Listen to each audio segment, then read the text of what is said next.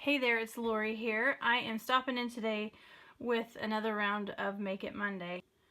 One feature you will always see on my card is scoring, and I know that it is so simple and maybe for some people a little too clean and simple, but I just love what scoring adds to a card front.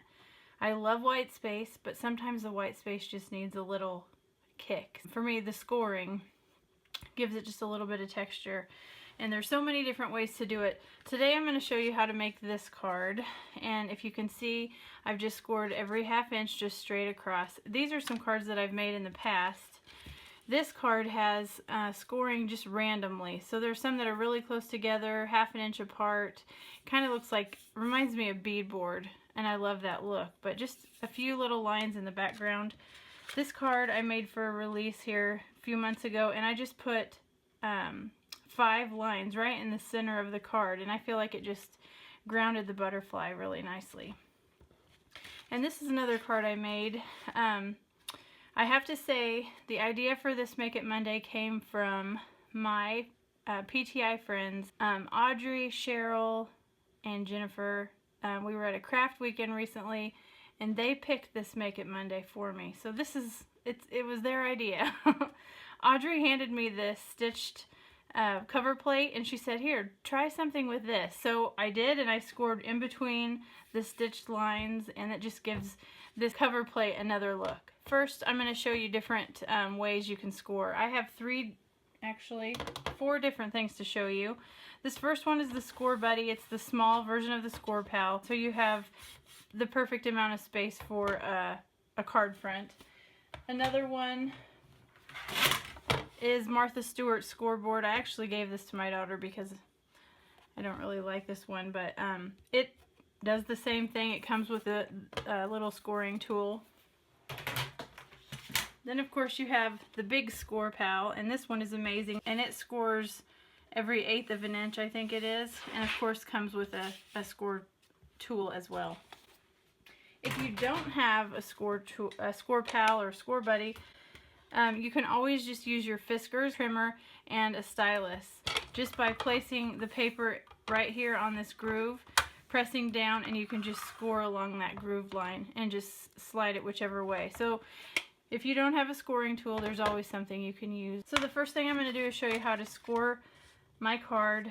This is just a simple one. I've scored it at 5½ for the fold, and then I'm going to score every ½ inch.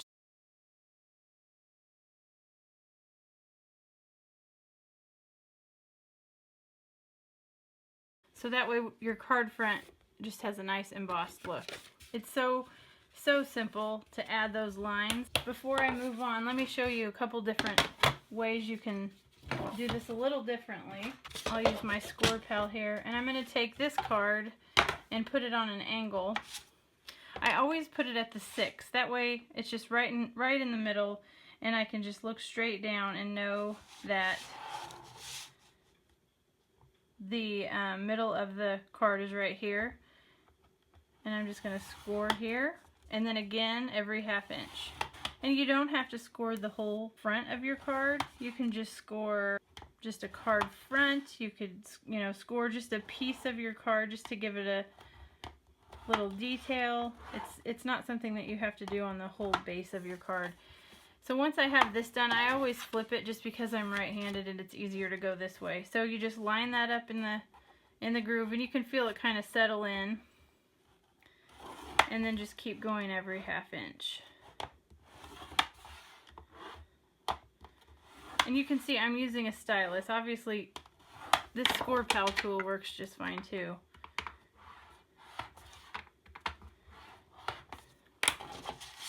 So there is a scored on the diagonal, and if you want to get really detailed, you can flip it and you can make diamonds this way.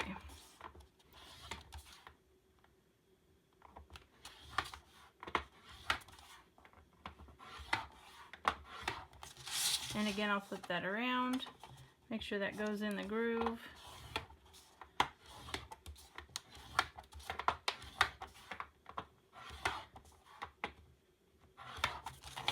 And and that gives kind of a quilted look with the diamonds, if you can see that. So for this card, I'm actually using vellum and some rainbow Copic markers, and I'm just going to color on this vellum in a rainbow pattern, or rainbow order.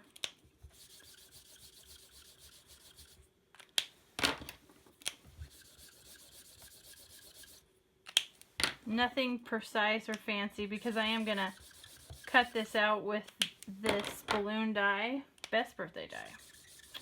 I've used it a lot for this last release because it's one of my favorites. I love the font.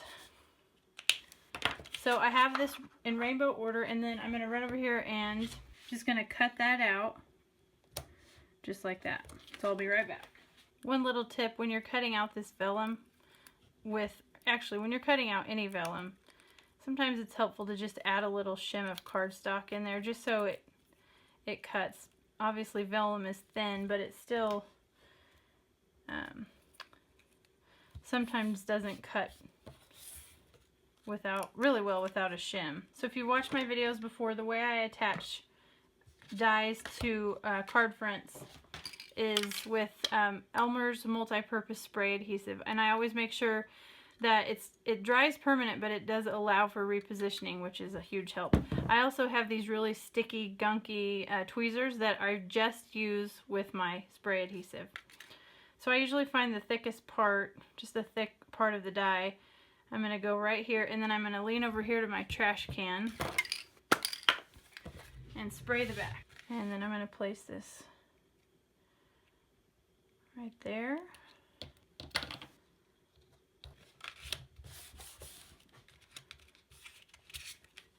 Okay, let's press that down.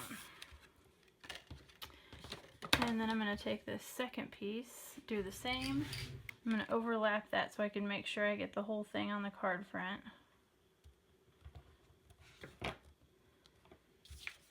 And then press that down. So when you have that part done, I'm just going to take my scissors from the back and snip off those balloon tails. And so that part is done. So I've already cut out the birthday wishes in this, I think it's just die cuts with a View brand glitter paper. And I want it to be popped up a little bit, so I'm going to use fun foam. One little tip I have for fun foam, I've already cut this, I don't know if you can see that in the white foam, and I've left it in the foam. This is the easiest way, and maybe more for more intricate dies. Specifically the new Inspired Lord. I did this with a card for the release. I cut this out of black fun foam, and it's really intricate, the word Lord, and this tip right here works great for pretty much any die, but more specifically the intricate dies. So if you just leave that in here, so now I'm gonna grab this with the tweezers and spray this, and by leaving the die cut in the foam, it has no chance of moving or twisting or anything. It's just the way it's supposed to be, so your die should lay perfectly down on top of that foam. If it doesn't, if you've got it off a little bit, it is repositionable, so you can slide it a little bit, and then that will just pop out.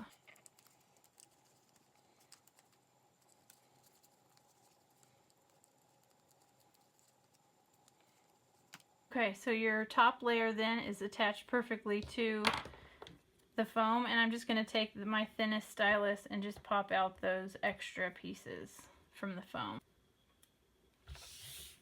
Alright, so one more time I'm going to grab this, take my spray adhesive, spray the back, and then I'm going to use those tweezers to position that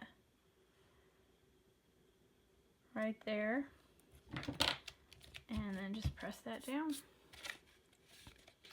So there you have a easy birthday card with just a little bit of scoring in the background just to give it some additional detail. So I hope that you like this week's Make It Monday, and I can't wait to see your scored cards. Definitely email me if you have any questions, and I appreciate you stopping by. Have a great day.